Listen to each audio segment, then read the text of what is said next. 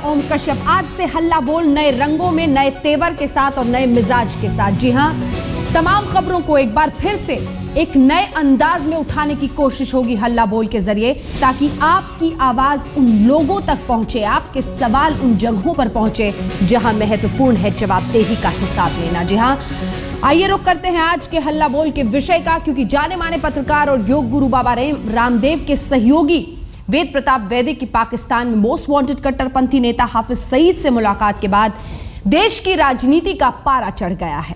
कांग्रेस ने मुंबई हमले के आरोपी हाफिज सईद से मुलाकात को लेकर वैदिक और सरकार से जवाब मांगा कि आखिर वैदिक किस हैसियत से हाफिज सईद से मिले थे।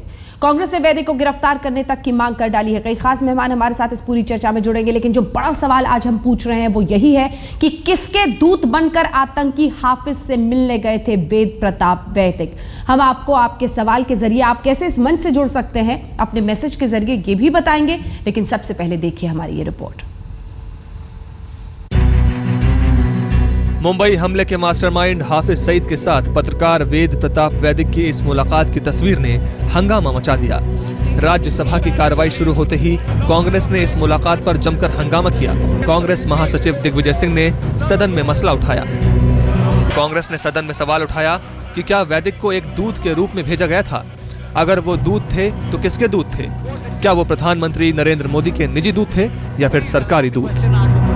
हाफिज सईद और वेद प्रकाश वैदिक की मुलाकात के बीच में जानकारी है सर? मुंबई हमले के मास्टरमाइंड हाफिज सईद से पाकिस्तान जाकर मुलाकात करने के मामले में वरिष्ठ पत्रकार वेद प्रताप वैदिक उस वक्त घिर गए जब हाफिज सईद के साथ उनकी मुलाकात की तस्वीरें सामने आईं। इस तस्वीर में वैदिक हाफिज के करीब बैठकर बात करते दिख रहे हैं। कांग्रेस नेता मणिशंकर अय्यर भी थे। हालांकि हाफिज से मुलाकात के वक्त वो अकेले ही मिले थे। मतलब 2-4 लोग रुक गए थे कुछ अपने अपने काम के लिए, लेकिन डॉक्टर वैदिक कुछ हफ्तों के लिए रुक गए थे। जो उन्होंने किया 15 तारीख के बाद, उसका और हमारे वक्त से कोई संबंध नहीं। ये मुलाकात करीब 1 घंटे तक चली, जिसमें तमाम मुद्दों पर बात हुई। वेद प्रताप ने खुलासा किया कि मुलाकात के दौरान हाफिज ने प्रधानमंत्री नरेंद्र मोदी पर बात छेड़ी और कहा कि उनका सत्ता पर आना पूरे साउथ ईस्ट एशिया के लिए खतरनाक है। हालांकि बीजेपी इस मुलाकात से अपने को दूर करते दिख रही है, वहीं कांग्रेस को इसमें संदेह है। आज तक ब्यूरो। कई खास मेहमान हमारे साथ इस पूरी चर्चा में जुड़े हैं। आइए आपका परिचय उनसे करा दें। हमारे साथ पीएल पुनिया साहब कांग्रेस पार्टी के नेता जुड़ गए हैं। सुधांशु मित्तल जी बीजेपी का पक्ष रखेंगे। कुछ ही देर में हमारे साथ कई और मेहमान भी जुड़ रहे हैं। जीडी बख्शी साहब हमारे साथ सीधे इस वक्त जुड़ गए हैं। एक खास मेहमान वरिष्ठ पत्रकार वेद प्रताप वैदिक जी हमारे साथ इस वक्त जुड़े हुए हैं। और आप में से तीनों अगर कोई सवाल उनसे करना चाहता है तो बख्शी साहब आपके पास जरूर आऊंगी, लेकिन सबसे पहले कुछ सवाल मेरे हैं वैदिक साहब, जिसका जवाब मैं आपसे चाहती हूँ। पहला सवाल यह है, भारत सरकार कहती है नहीं, हमने दूत बनाकर नहीं भेजा। हिंदुस्तान तो कभी भी ऐसे शख्स की मुलाकात की उम्मीद नहीं रख सकता हिंदुस्तान के किसी पत्रकार से, या फिर जो भी कैपेसिटी में आप गए थे, जो गुनहगार है 26/11 का। किसके दूत बनकर आप गए हाफिज सईद से मिलने, वेद प्रताप वैदिक जी? जी उसका वो सीक्रेट मैं आपको ही बताऊंगा। अभी तक मैंने किसी को नहीं बताया। आपने जिस जोर से अपनी बात कही है वो सीक्रेट मैं खोल देता हूं। मैं जिस आदमी का दूत था उसका नाम है डॉक्टर वेद प्रताप वैदिक। मैं अपना दूत स्वयं था। समझ गई ना आप? नहीं समझी बात? वैदिक साहब बिल्कुल बिल्कुल आपकी आवाज आ रही है और आपकी बात समझने की कोशिश भी मैं कर रही हूँ। मैं तो ये समझना चाहती हूँ कि जो बच्चा 26/11 में अनाथ हुआ था, क्या उसको भी आप यही समझाएंगे? हाँ। कि आप वेद प्रताप वैदिक के दूत बनकर गए थे, आप हाफिज सईद की राय बदलने गए थे, क्या करकरे की पत्नी को भी आप यही समझाएंगे? जी हाँ, सही। जो बच्चा अनाथ हुआ है उसकी चिंता सिर्फ आपको ही है, वेद प्रताप वैदिक को नहीं है। वेद प्रताप वैदिक देशभक्त नहीं है। इस देशभक्ति पर फूल चढ़ाइए, उसकी पूजा कीजिए कि मैंने इतनी हिम्मत की कि ऐसे खुखार आतंकवादी की मांद में जाकर उसको खरी खरी मैंने बात कही है। किसकी हिम्मत है? ये जो नेता वहाँ मेरी आलोचना कर रहे हैं, ये वहाँ जाएं तो लौटे तो उनका हाल वही होगा जो हिटलर से मिलने के बाद हाका का हुआ था। पजामा गीला हो जाएगा और पैदल चल के गए और स्ट्रेचर पर लाद के उनको बाहर लाना पड़ेगा। ये बातें करते हैं।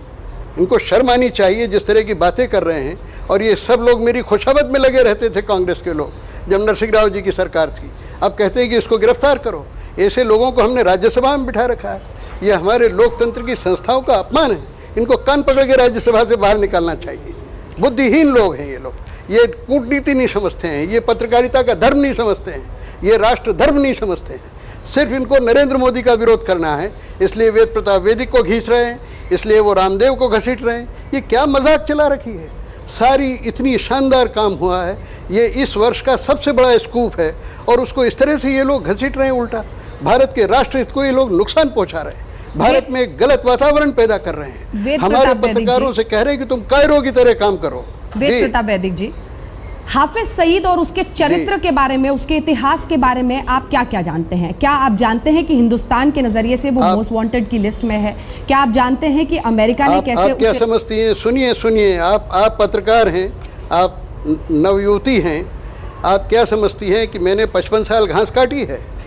मैंने पीएचडी किया इंटरनेशनल अफेयर्स में, हिंदुस्तान के सबसे बड़े अखबार का संपादक रहा हूं, बिल्कुल, हिंदुस्तान की सबसे बड़ी एजेंसी का 10 साल संपादक रहा हूं। हम आपका प्रोफाइल इस वक्त आज तक के टेलीविजन स्क्रीन पर दिखा रहे हैं वैदिक साहब, आपका पूरा प्रोफाइल, आपका इतिहास हम सब जानते हैं। आप मुझसे मेरा सिर्फ इतना कहना है, ये पूछ रही है कि मुझे ये बात पता नहीं है, ये बात मुझे पता नहीं है, हाफिज सईद के बारे में जानता नहीं हूँ। सर, मैं सिर्फ ये पूछना चाह रही हूँ आपसे कि जिस हाफिज सईद से आप मिलकर आए हैं वो मोस्ट वांटेड आतंकी है, नंबर 1। नंबर 2, आप कह रहे हैं कि मैंने उसके मांद में जाकर बात की। आप तो नरेंद्र मोदी जी की बीवी का हाल वो पूछ रहे थे और उनको बता रहे थे। ये कौन सी बहादुरी का काम? देखिए, तीसरी बात, सर सवाल पूरा हो जाने दीजिए। वेद जी सवाल सुन लीजिए। सवाल पूछ लेंगे कि मैं भूल जाऊंगा, जवाब नहीं दे पाऊंगा। चलिए ठीक है, इन दो बातों का पहले जवाब। एक सवाल पूछिए और एक जवाब सुनिए उसका। ठीक है, एक सवाल पूछिए और उसका जवाब सुनिए। पहला सवाल क्या था आपका? फिर से बोलिए। मेरा सवाल आपसे ये था कि ये एक आतंकी की बात हो रही है। आपने ना भारत सरकार को जानकारी दी, ना आईबी को, ना रॉ को, इस देश के विदेश मंत्रालय को, किसी को नहीं पता है कि आप हाफिज सईद से मिलने जा रहे हैं। नंबर 1। नंबर 2, ख्याल ये है कि भारत सरकार, सुनिए आप, सुनिए आप, अगला ये सवाल सुन लीजिए। आपका ख्याल ये है कि भारत सरकार कंबल ओढ़ के सोई हुई है? 3 दिन से टेलीविजन चैनल्स पर घंटों बोल रहा हूं मैं, 10-10, 12-12 घंटे रोज बोल रहा हूं। वो क्या कंबल ओढ़ के सोई है? उसको पता नहीं है? हिंदुस्तान के गरीब किसान को, बेपढ़े लिखे किसान को भी पता है कि मेरी क्या बात हुई है। भारत सरकार को पता नहीं होगी ये बात? चलिए, ये बात मैंने खत्म किया। अगला प्रश्न कीजिए। अगला सवाल, आपने कहा कि वहां पर जाकर हमने हिम्मत दिखाई है, हमने जाकर उनसे बातें ऐसे की कि उसकी राय बदल दी। वो नरेंद्र मोदी की बीवी का हाल पूछ रहे थे। ये आप कह रही है, ये आप कह रहे हैं, ये आप कह रही है। मैंने ये नहीं कहा कि राय बदल दी, ये आपके शब्द हैं। आप मेरे मुंह में शब्द मत डालिए। मैंने सिर्फ ये कहा है कि मैंने हाफिज सईद को वो बात कही है कि जो उसके मुंह पर जाके कहने के पहले 10 बार सोचेगा। लेकिन मुझे तो कोई डर नहीं है, और मरने का इस 70 साल की उम्र में क्या डर है? मुझे लोगों ने कहा, पाकिस्तानी पत्रकारों ने, कि आप वहाँ जाएंगे, मजाक में कहा, मजाक में, कि अगर अमेरिका ने ड्रोन अटैक कर दिया उस पर तो आप भी मारे जाएंगे। तो मैंने कहा, सुबह 7 बजे ही मिला है ड्रोन अटैक करने के लिए, रोजे का दिन ही मिला है ड्रोन अटैक करने के लिए, और मैं कहाँ जाऊँगा तभी मारेंगे क्या अमेरिकी? मारेंगे तो मर जाएंगे, हमको कोई डर नहीं है। और आप देखें कि जिस माहौल में मैंने उसको इंटरव्यू किया, वो कैसा माहौल था। मशीन गन लिए लोग खड़े हुए हैं, और एक नहीं 10-10, 12-12 लोग खड़े हुए हैं वहाँ। कमरे में एक आदमी बंदूक लिए खड़ा हुआ है, कमरे के बाहर वहाँ मेरी तरफ इशारा करके 2 आदमी बंदूक लिए ताने खड़े हुए हैं। ऐसे वातावरण में डट के और खुल के बात मैंने की। उसकी प्रशंसा करने की बजाय हमारे अपरिपक्व लोग, अर्धशिक्षित लोग, बेपढ़े लिखे लोग, मैं कहूँगा अर्धशिक्षित कहता हूँ, सेमी लिटरेट लोग, जिन्होंने मेरे लेख नहीं पढ़े, जो हिंदी के अखबार पढ़ना अपनी, समझिए, बेइज्जती समझते हैं, ऐसे लोग हमारी संसद में बैठे हैं। मुझसे कहते हैं कि आप किस लिए गए थे वहाँ? अरे पत्रकार किस लिए जाता है? और मैंने सिर्फ हाफिज सईद को इंटरव्यू किया है क्या पाकिस्तान में? मियाँ नवाज शरीफ से मेरी घंटे भर बात हुई है, उनके विदेश मंत्री सरताज अजीज से 2 घंटे बात हुई है, उनके विदेश सचिव से मेरी बात हुई है, उनके विरोधी नेता से मेरी बात हुई है। बलूचिस्तान, अफगानिस्तान, बलूचिस्तान, पख्तूनख्वा, सिंध और पंजाब के सारे बड़े बड़े नेताओं से बात हुई है। जो ताहिरुल कादरी का वहाँ इतना बड़ा जलसा हुआ, उनसे भी मेरी फोन पर बात हुई है, उनसे भी मेरी मुलाकात तय हुई थी। लेकिन अचानक उनकी तबीयत खराब हो गई 7 बजे। वो 8 बजे की मेरी मुलाकात 1 तारीख की वो कैंसिल हो गई। 2 तारीख को मैं भारत आ रहा था, अचानक मुलाकात तय हुई, मैं पहुंच गया। अरे पत्रकार तो हर जगह पहुंचता है, माओवादियों से भी नेपाल में मैंने बात की है, एलटीटी वालों से भी मैंने श्रीलंका में बात की है, तालिबान के नेताओं से अफगानिस्तान में मैंने बात की है। तो इसमें बात करने में बुराई क्या है? मेरे जैसे पत्रकार अगर हों भारत में और दक्षिण एशिया में, तो इतनी जानकारियां लोगों को मिले कि जो सामान्य तौर से नहीं मिलती हैं। इस पर तो सारे पत्रकार जगत को खुश होना चाहिए, संसद को मेरा स्वागत करना चाहिए था, बल्कि जिन लोगों ने मेरी गिरफ्तारी की बात की उनको कहना चाहिए था, और वो मेरे छोटे भाइयों की तरह हैं, वो कांग्रेस के लोग हैं, वो मुझे सर और एक ज़माने में मुझे नरसिंह राव जी के ज़माने में यही लोग मुझे डेप्यूटी प्राइम मिनिस्टर कहा करते थे। इन लोगों से मैं कहता हूं कि आपको संसद में हामिद अंसारी जी से, जो हमारी राज्यसभा के अध्यक्ष हैं, स्पीकर हैं, उनसे कहना चाहिए था कि डॉक्टर वैदिक को यहाँ बुलाइए और डॉक्टर वैदिक से कहिए कि वो सारी स्थिति पर प्रकाश डालें कि वो महीने भर में किन किन लोगों से, 20 दिन में किन किन लोगों से मिले, और हमारी नई सरकार के बारे में, भारत के बारे में पाकिस्तान की राय क्या है।